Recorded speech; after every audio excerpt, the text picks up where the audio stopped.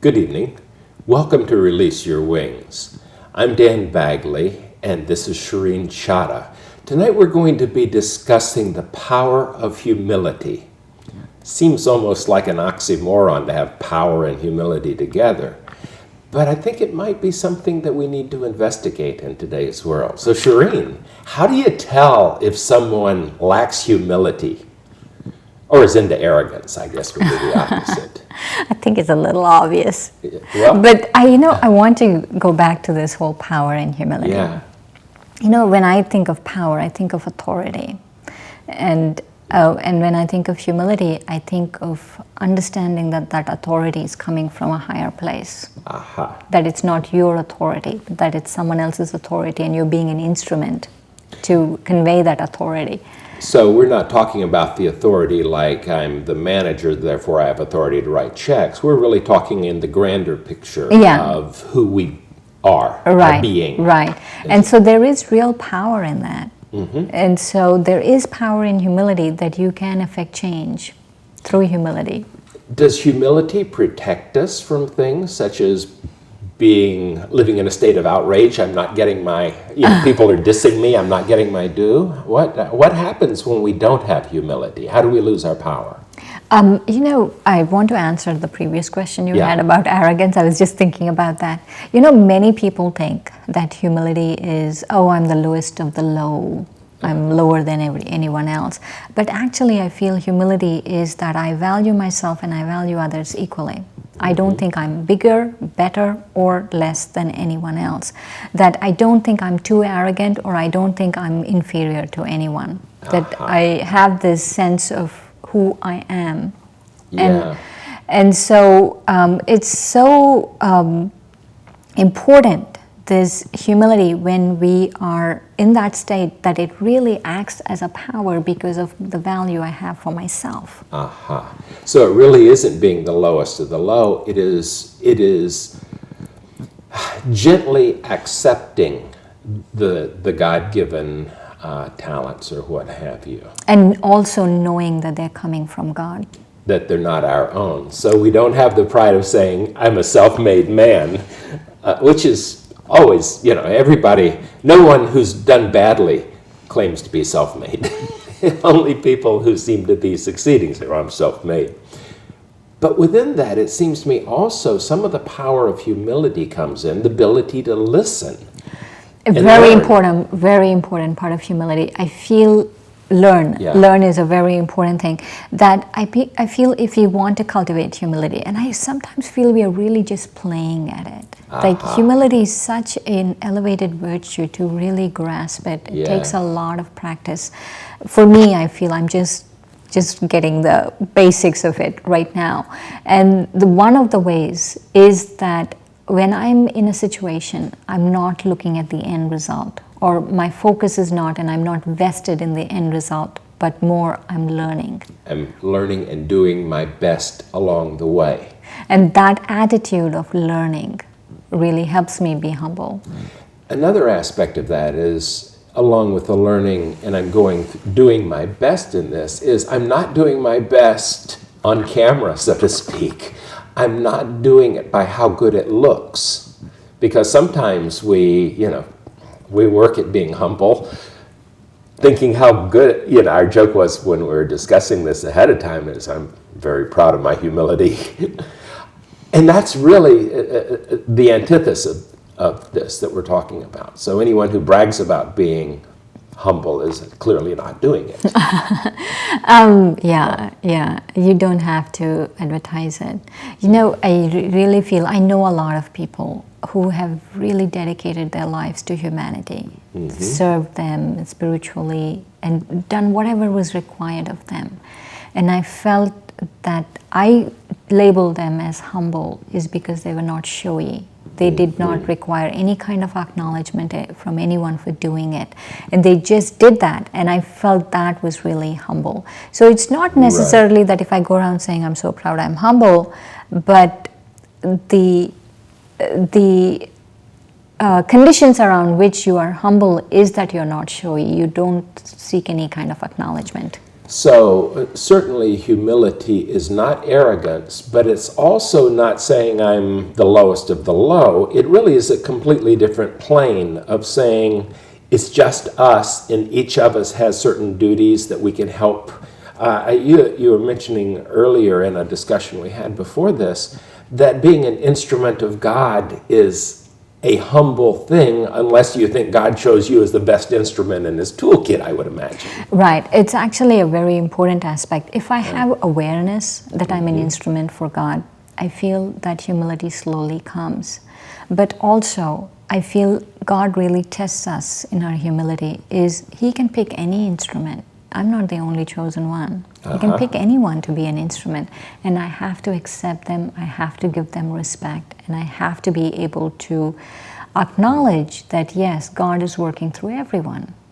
Or some people. Right. Now, coming back to just how business runs, now and then quality circles came out some years ago, and getting people who work on the line, work in the factories, often see ways of cost savings, often see ways of improving the product that those of us who might be playing in upper management don't really see. And part of the humility is to be able to be, quote, the leader and listen to the people and really want to hear what they're saying, because there is great power in that as well. Right, right. Also here, I feel it's about value, that I value everyone equally. It's not about I have the better ideas. It's about a personal value, a personal respect I have for myself and for others. So caring to hear what they say, caring that they have a space to be who they need to be. Which means the opposite of the power of humility would be, it might be stupid to be the smartest guy in the room sometimes, or at least to be playing out that, because But if you're going around thinking you're the smartest guy in the room, obviously you are not gunning to be the most humble person in the room.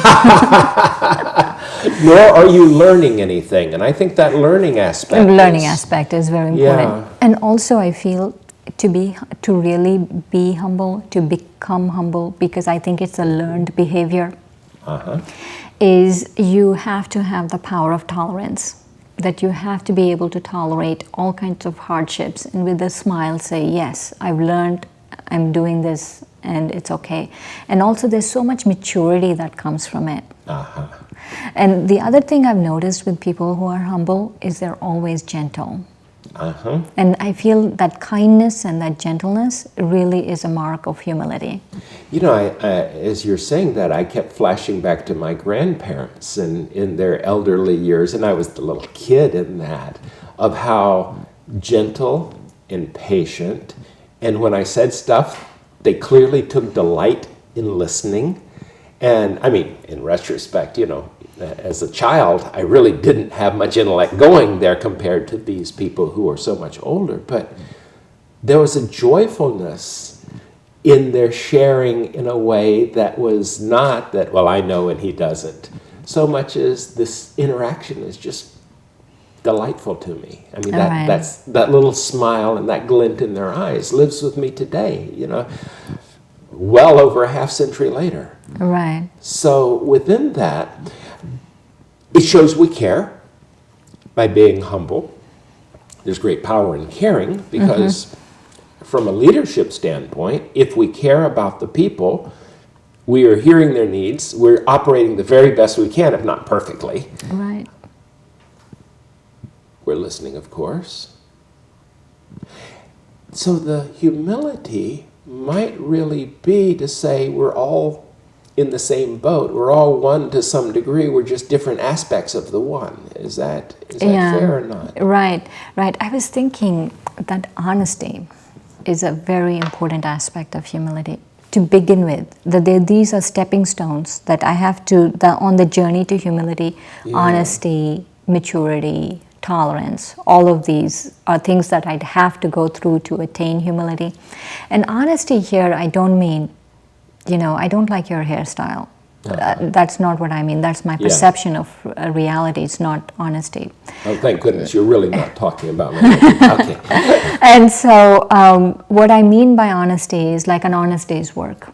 You know, that kind of honesty. There's an integrity about me. There's an honesty in the way I deal with people, the way I deal with things. Right. I feel that is the basis, is one of the foundations for humility. Also, if we have a level of honesty in a slightly different context, we don't buy into our own hype. We don't start believing our own press releases. Yes, right. So, in that sense, we're not going to make some of the mistakes because we're posturing. We're posing for the image camera kind of thing. Right. Which, of course, is, once again, closer to arrogance. Which brings the question, is arrogance really a form of insecurity? I think so. I feel arrogance and lack of self-respect, or arrogance or inferiority, or superiority or inferiority are actually both sides of the same coin. Yeah. And that is this ego. And so I feel that ego and humility are like diametrically opposite. That I cannot have ego if I have humility.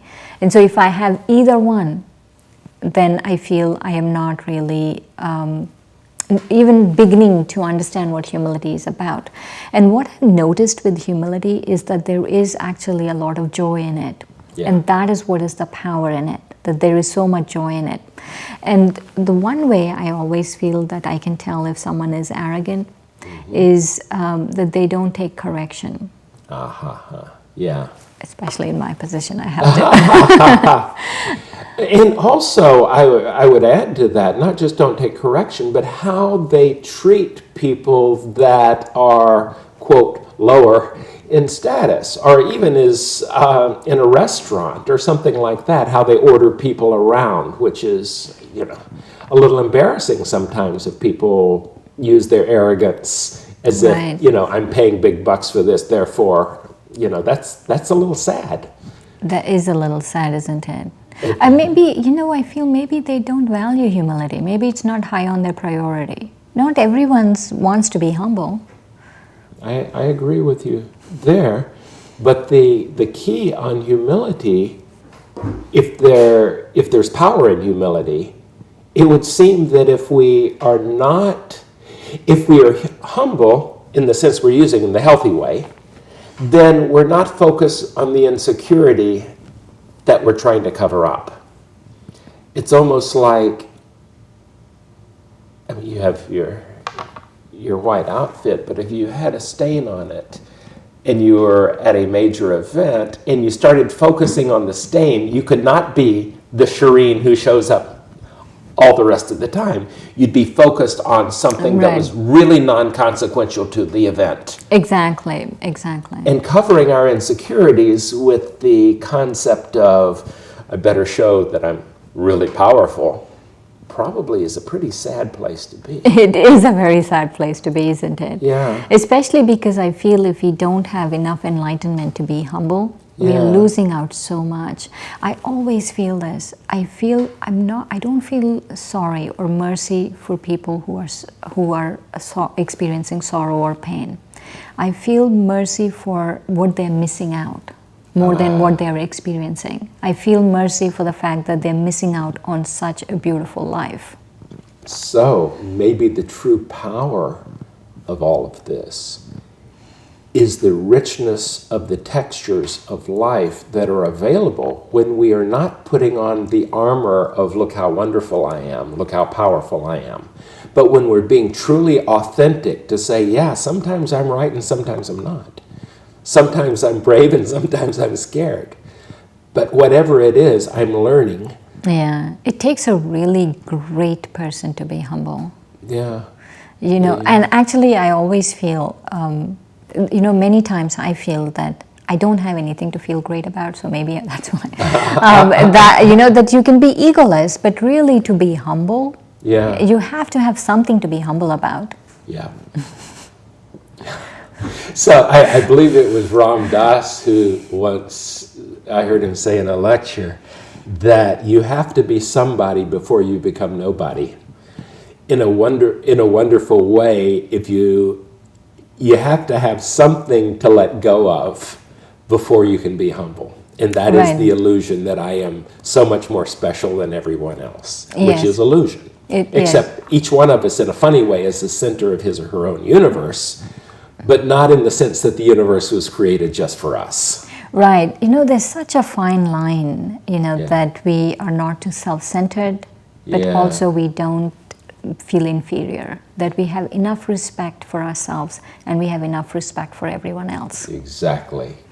Maybe that is the ultimate thing of humility, is respect for self and others to such a degree that everyone has a right to be at the table with us. I like that. Thank you. Thank you, Dan. And thank you for joining us tonight.